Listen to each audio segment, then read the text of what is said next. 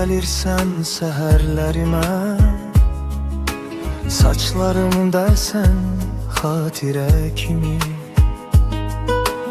Adın dodağımda gizli bir dua, sanki ruhumun tek sığınacağı.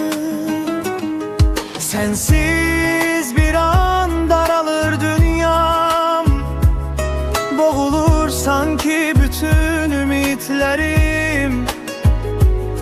Biraz uzaklaşsam bile çatışmır nefesim.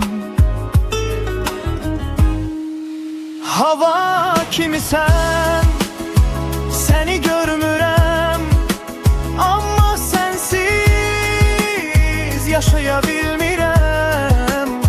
Ürəyim hər döyüntüdə səni çağırır, adın nəfəsimdə səslənir. Hava kimi sen, varlığın həyat, yoxluğun fırtına.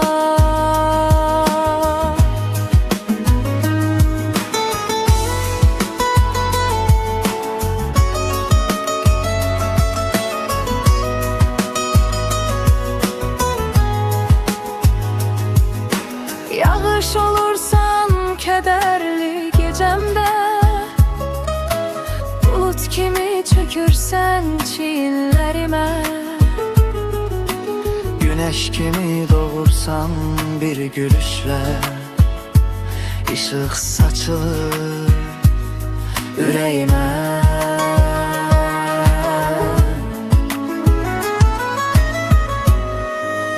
Hava kimi sen, seni görmürəm, amma sensiz yaşaya bilmirəm.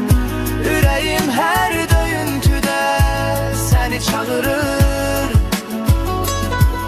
adın nəfəsimdə səslənir. Hava kimi sen, Varlığın həyat, yoxluğun fırtına. hava kimi sen,